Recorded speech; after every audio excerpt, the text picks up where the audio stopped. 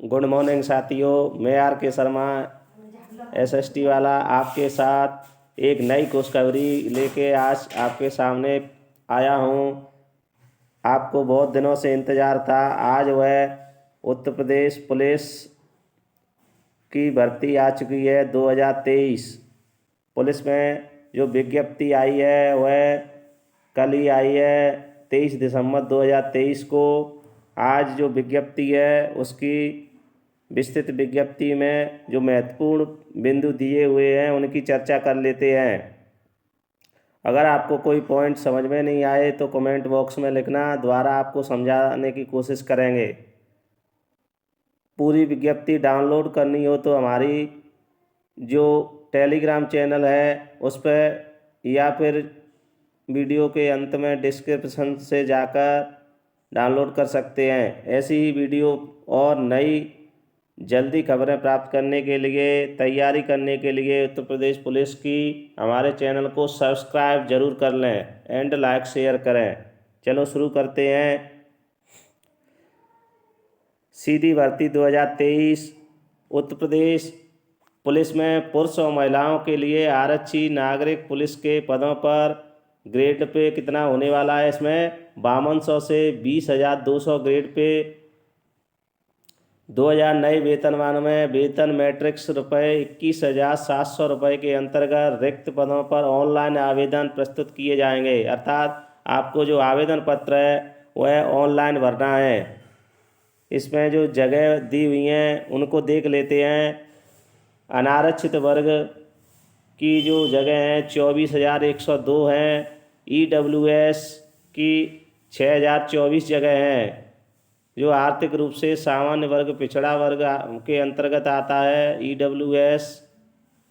अन्य पिछड़ा वर्ग की 16,264 जगह। अनुसूचित जाति अर्थात जो SC वर्ग होता है उसके लिए 12,650। अनुसूचित जनजाति ST के लिए 1,204 जगह, अर्थात कुल 60,244 जगह पर यूपी पुलिस की भर्ती निकली है। चलो आगे देखते हैं। इसमें जो आरक्षी पद हैं उसके लिए पुरुष महिला दोनों आवेदन भर सकते हैं। आवेदन की जो समय सारणी है वह यहाँ पर दी हुई है। ऑनलाइन आवेदन और शुल्क जमा प्रारंभ होने की तिथि, आपके जो आवेदन हैं ऑनलाइन 27 दिसंबर 2023 से शुरू होंगे और आवेदन जमा करने की अंतिम तिथि 16 जनवरी 2024 है। और आवेदन पत्र में अगर आपसे कोई गलती हो जाती है तो उसमें संशोधन की तिथि 18 जनवरी 2024 है। चलते हैं शॉर्ट में और महत्वपूर्ण पॉइंट विज्ञप्ति के देख लेते हैं। आवेदन शुल्क है वह आवेदन शुल्क 400 रुपये निर्धारित किया गया है। इसमें आवेदन शुल्क में किसी भी वर्ग को कोई छूट नहीं दी हुई है, सबके लिए 400 रुपये है। चलते हैं योग्यताएं। आप योग्यताएं इन्हें पढ़ लेना। भारत का नागरिक हो इस तरह ये दी हुई हैं। चलते हैं अगले नीचे महत्वपूर्ण पॉइंट और देख लेते हैं। शैक्षिक अर्हताएं। शैक्षिक अर्हताएं भारत में विधि द्वारा स्थापित 10वीं एवं 12वीं कक्षा उत्तीर्ण या सरकार द्वारा मान्यता प्राप्त अर्हता होनी चाहिए। आवेदन करते समय अभ्यर्थी को अर्हता अवश्य धारित करनी चाहिए। ये आपको इसे पढ़ लेना, विज्ञप्ति में विस्तृत रूप में दिया हुआ है। हम तो यहाँ पर महत्वपूर्ण जो पॉइंट दिए हुए हैं उन्हीं को देख लेते हैं। चलते हैं अधिमानी अर्हताएं। ये वो हैं जो आपको वेटेज दिया जाएगा, अधिमान दिया जाएगा। जैसे DOEACC सोसाइटी से कंप्यूटर में O स्तर का प्रमाण पत्र प्राप्त किया हो। अगर आपके पास O स्तर का प्रमाण पत्र है या फिर प्रादेशिक सेना में न्यूनतम 2 वर्ष की अवधि तक की सेवा की हो, या राष्ट्रीय क्रेडिट कोर का जो NCC होती है NCC का सर्टिफिकेट B प्रमाण पत्र है तो आपको छूट दी जाएगी। चलते हैं अगले, आयु। आयु देख लेते हैं। पुरुषों के लिए जो आयु है 1 जुलाई 2023 को 18 वर्ष की आयु पूर्ण होनी चाहिए और 22 वर्ष की आयु प्राप्त न की हो, अर्थात अभ्यर्थी का जन्म 2 जुलाई 2001 से पूर्व तथा 1 जुलाई 2005 के बाद का नहीं होना चाहिए। आप समझ गए होंगे। इसमें जो आयु है वह 18 से 22 तक रखी गई है पुरुषों के लिए। महिला अभ्यर्थियों के लिए 1 जुलाई 2023 को 18 वर्ष और अधिकतम आयु 25 वर्ष रखी गई है। परंतु अन्य पिछड़ा वर्ग, SC ST, अन्य ऐसी श्रेणियां जो केवल उत्तर प्रदेश के निवासी हैं, उनको आयु में शासन के आदेश अनुसार जो नियम अनुसार प्रावधान है छूट दी जाएगी। यह केवल सामान्य वर्ग के लिए आयु बताई गई है। जो दूसरे राज्य से के बच्चे हैं उनके लिए, या फिर उत्तर प्रदेश के मूल निवासी नहीं हैं।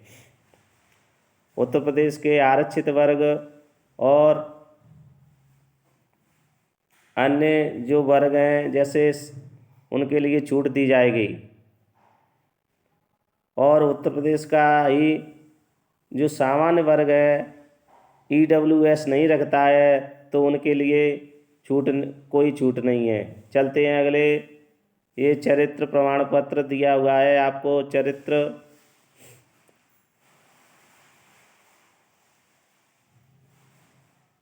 चलते हैं अगले नेक्स्ट पॉइंट पर। 3.6 खंडिका में दिया हुआ है वैवाहिक स्थिति।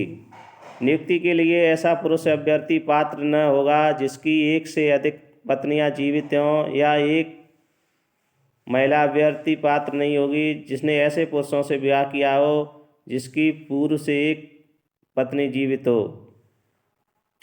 अर्थात आप समझ गए होंगे इस पॉइंट में। कहने का मतलब यह है, किसी अगर पुरुष की 2 पत्नियां हैं तो वो भी पात्र नहीं होगा, और अगर किसी महिला द्वारा ऐसे पुरुष से शादी कर ली गई है जिसकी एक पत्नी पहले से है तो वह भी पात्र नहीं होगी, अपात्र माना जाएगा। चलते हैं अगले पॉइंट को देख लेते हैं।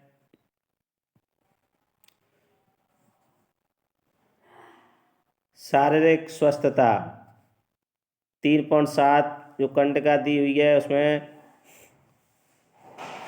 किसी अभ्यर्थी को सेवा में किसी पद तक नियुक्त नहीं किया जाएगा जब तक कि मानसिक शारीरिक रूप से उसका स्वास्थ्य अच्छा ना हो।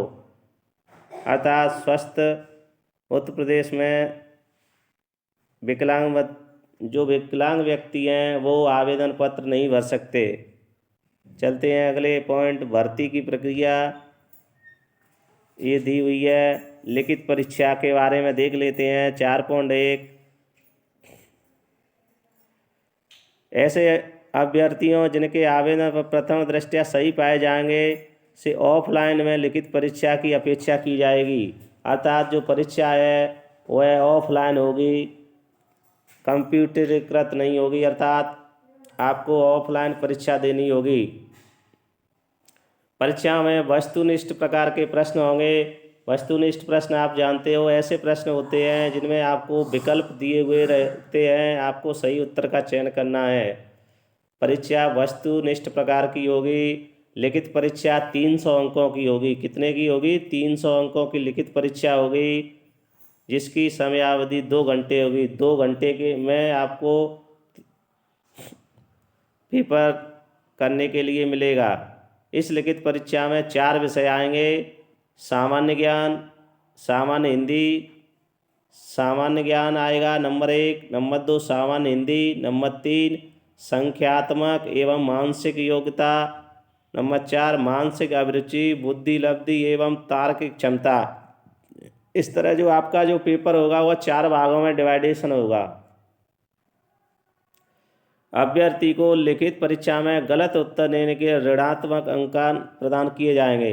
अर्थात इसमें जो नेगेटिव मार्किंग रखी गई है, नेगेटिव मार्किंग की जाएगी। इस लिखित परीक्षा में 150 प्रश्न होंगे। कुल मिला के 150 प्रश्न आएंगे। प्रत्येक प्रश्न सही उत्तर के लिए 2 अंक दिए जाएंगे, अर्थात 150 प्रश्न 300 नंबर के आएंगे और एक प्रश्न 2 अंक का होगा।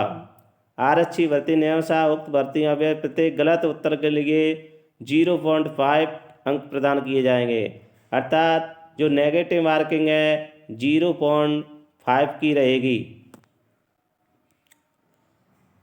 अर्थात एक प्रश्न के अगर गलत होता है तो उसके गलत के 0.5 अंक काटे जाएंगे। अगर कोई पॉइंट समझ में नहीं आए तो कमेंट बॉक्स में लिखना, आपको दोबारा समझाने की कोशिश करेंगे। चलते आगे। OMR सीट पर होगी यह परीक्षा, आपको OMR सीट पर होगी। ऑप्टिकल मार्क रीडर कहा जाता है। OMR सीट यह कंप्यूटर द्वारा चेक की जाती है और आगे महत्वपूर्ण निर्देश देख लेते हैं।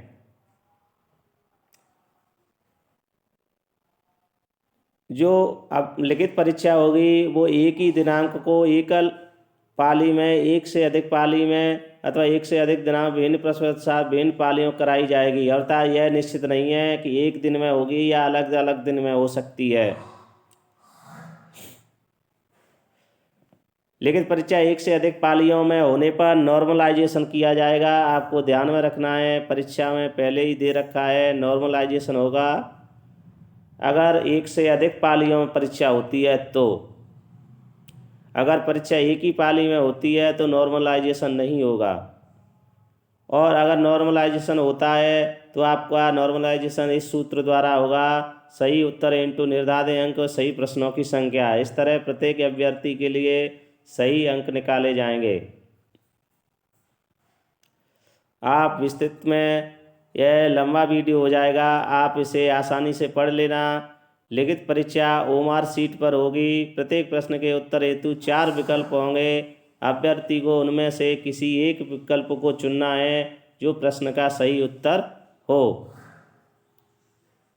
जो OMR सीट होगी उसकी 3 प्रतियां होंगी, मूल प्रति बाहरी एजेंसी, द्वितीय प्रति बोर्ड और तृतीय प्रति अभ्यर्थियों के लिए होगी, अर्थात आपको OMR सीट की जो कार्बन कॉपी है वह दी जाएगी।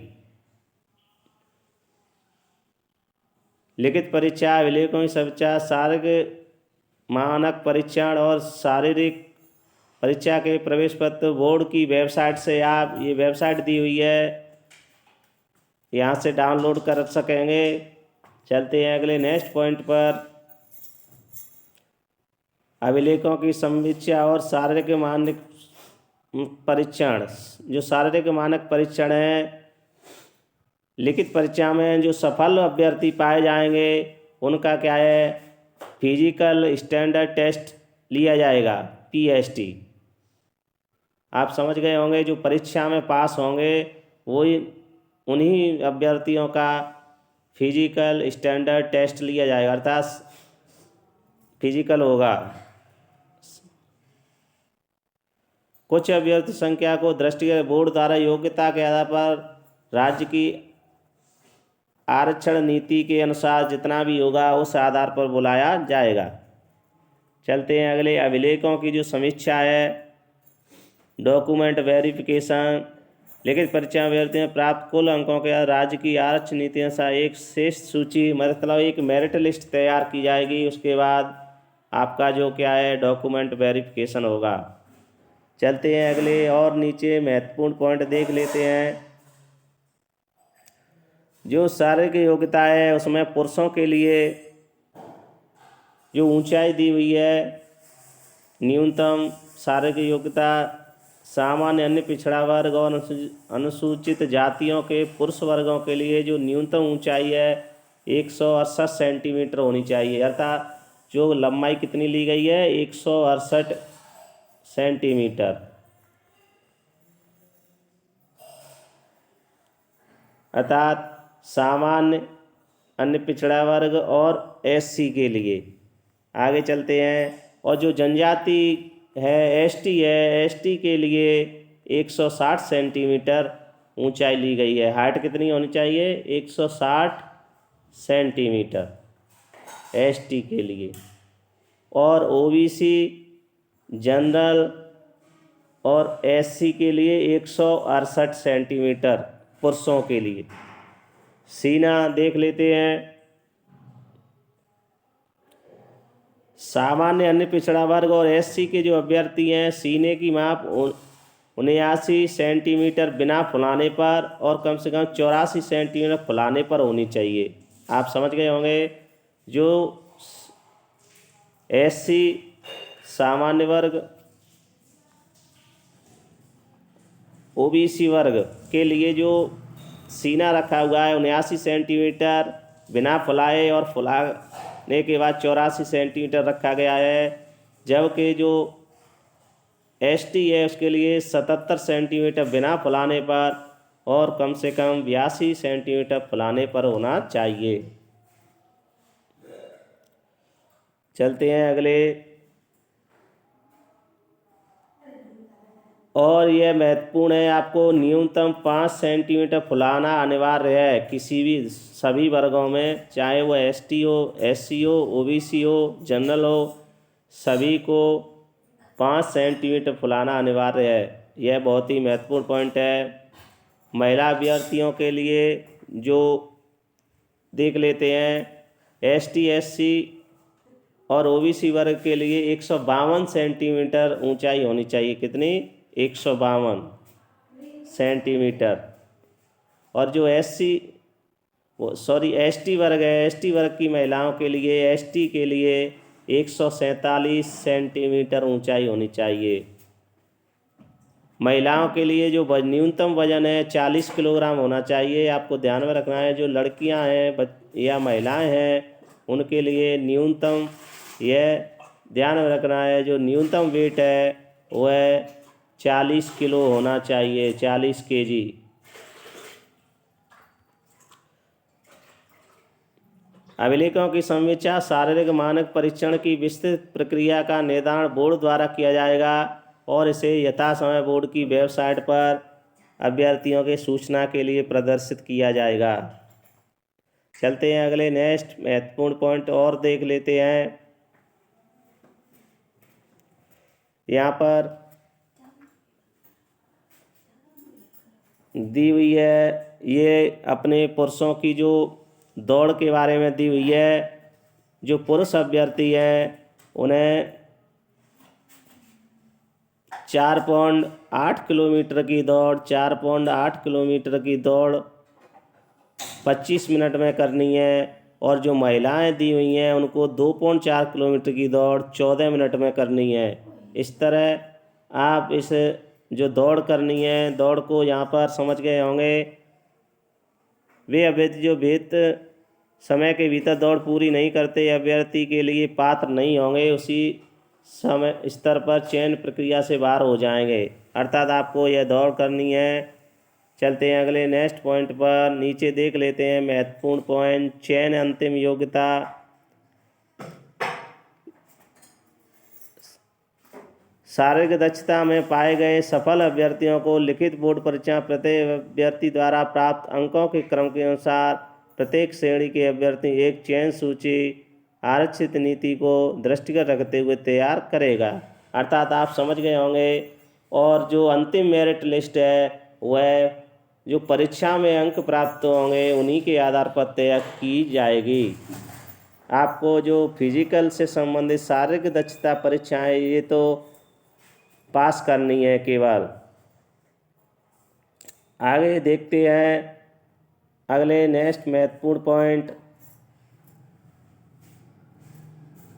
आरक्षण केवल उत्तर प्रदेश के जो मूल निवासी हैं उन्हें ही आयु सीमा में छूट आरक्षण दिया जाएगा। आगे और महत्वपूर्ण पॉइंट देख लेते हैं।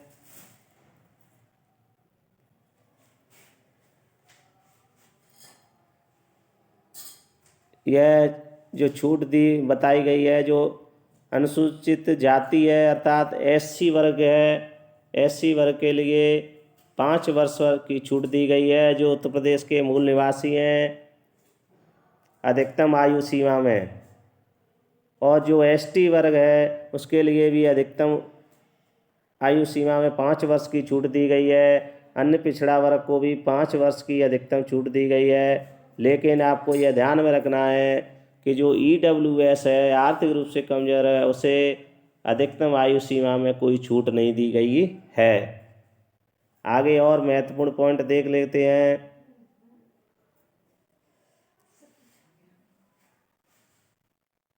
ये आपको दिखाई दे रहे हैं, जैसे भूतपूर्व सैनिक को 5 वर्ष की अधिकतम आयु में छूट है।